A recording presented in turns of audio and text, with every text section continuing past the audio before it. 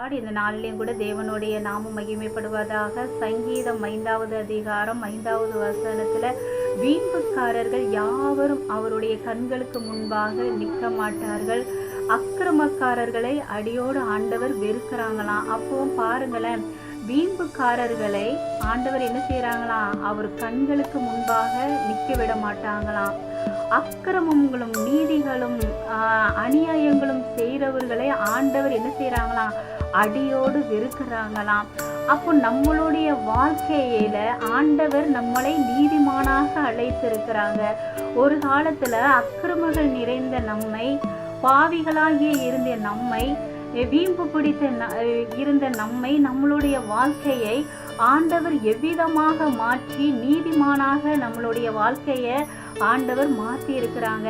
அப்போ ஆண்டவர் என்ன சொல்றாங்கன்னா, நீதிமான்களை நான் ஒரு நாளும் நான் தள்ளாட மாட்டேன் அப்படின்னு ஆண்டவர் சொல்றாங்க.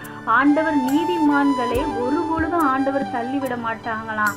அவர்களை எப்பொழுதும் ஆண்டவர் சேர்த்து கொள்வாங்களாம்.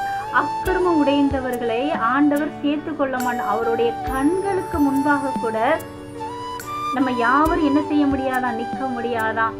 அப்போ நம்ம அக்கிரமம் உடைந்த நம்மளுடைய வாழ்க்கையில எதுவாவது நம்மளுடைய பாவங்களும் அக்கிரமங்களும் மீறுதல்களும் மற்றவர்களுக்கு பிரியமில்லாத காரியங்கள் எதுவாக இருந்தாலும் கூட தேவன் அதை எல்லாவற்றையும் அருவருக்கிறாங்களாம்.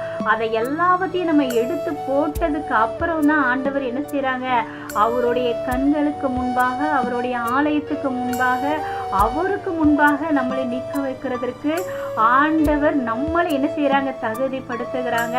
அப்படி எல்லாமே நம்மளுடைய வாழ்க்கையில குறைவுகளா இருந்தா ஆண்டவர் என்ன செய்ய மாட்டாங்களாம், நம்மளை ஆண்டவரோடு சேர்த்து கொள்ள மாட்டாங்களாம். அப்போ நம்மளுடைய வாழ்க்கையில நம்ம என்ன குறைவுகள் இருக்கிறது என்று சொல்லி நம்ம என்ன செய்யணும், நம்ம உணர்ந்து பார்க்க வேண்டும், நம்மளை ஆராய்ந்து பார்க்க வேண்டும். கர்த்தருக்கு பிரியமில்லாத காரியம் எதுவாவது நம்மளுடைய வாழ்க்கையில இருக்கிறதா என்று சொல்லி நீங்களும் நானும் ஆராய்ந்து பார்க்க வேண்டும். சகோதரன் சகோதரிகளே, நம்மளுடைய வாய்களை திறந்தால் என்ன வருகிறது என்று சொல்லி ஆண்டவர் அறிந்து கொண்டிருக்கிறாங்க. நம்மளுடைய பார்வைகளில பாவம் நிறைந்திருக்கிறதா என்று சொல்லி ஆண்டவர் பார்த்து கொண்டிருக்கிறாங்க. நம்மளுடைய பேச்சுகள், சிந்தனைகள் எதுவாக இருந்தாலும் கூட கர்த்தருக்கு பிரியமாய் இருக்கிறதா என்று சொல்லி ஆண்டவர் கவனித்து கொண்டிருக்கிறாங்க.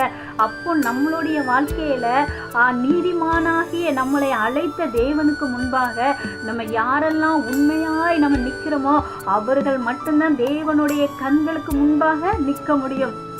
அப்படி இல்லைன்னா நம்மளுடைய வாழ்க்கையில யாருமே தேவனுக்கு முன்பாக நம்ம நிற்க முடியாது. ஆனா நம்மளுடைய வாழ்க்கையில ஏன் ஆண்டவர் என்னுடைய வாழ்க்கையில ஒரு ஆசீர்வாதத்தை எனக்கு தர மாட்டேங்கிறாங்க என்று சொல்லி நீங்களும் நானும் கூட நினைக்க முடியும். நம்மளிடத்துல இருக்கிற குறைவுகள் நம்மளுடைய வாழ்க்கையில இருந்து கொண்டே இருந்தா, கர்த்தருக்கு பிரிய இல்லாத வாழ்க்கையை வாழ்ந்து கொண்டே இருந்தா எப்படி ஆண்டவர் நம்மளை ஆசீர்வதிக்க முடியும்? நம்ம எப்பொழுது ஆண்டவர் நம்மளை நீதிமானாய் அழைத்திருக்கிறாங்களோ அந்த நீதிக்கும் அந்த நியாயத்துக்கும் நம்ம உண்மை உள்ள பிள்ளைகளாய் நம்ம இருக்கும் பொழுதுதான் தேவன் உங்களையும் என்னையும் மிகுந்த ஒரு ஆசீர்வாதமாக நடத்துவாங்க. நம்மளுடைய பிள்ளைகளுடைய வாழ்க்கையில ஆசீர்வாதம் வரும், நம்மளுடைய குடும்ப வாழ்க்கையில ஆசீர்வாதம் வரும், நம்மளுடைய கணவர்களுடைய வாழ்க்கையில ஆசீர்வாதம் வரும். அக்க பக்கத்துல இருக்கிற எல்லாவற்றுக்கும் முன்பாக நம்மளை ஒரு சாட்சியாய் நிறுத்தும் பொழுதுதான் ஒரு ஆசீர்வாதம் வரும். அதை எல்லாவற்றையும் நம்ம ஆராய்ந்து பார்ப்போமா, தேவனுக்கு முன்பாக நம்ம நிற்போமா, தேவனுக்கு கனம் பண்ணுகிற ஒரு பிள்ளையாய் நம்ம மாறுவோமா? அப்படி மாறும் பொழுது ஆண்டவர் நம்மளை நீதிமான் என்று சொல்லி அழைக்கிறாங்க. சகோதரன் சகோதரிகளே, உங்களுடைய வாழ்க்கையை தேவனுக்கு கொடுங்க.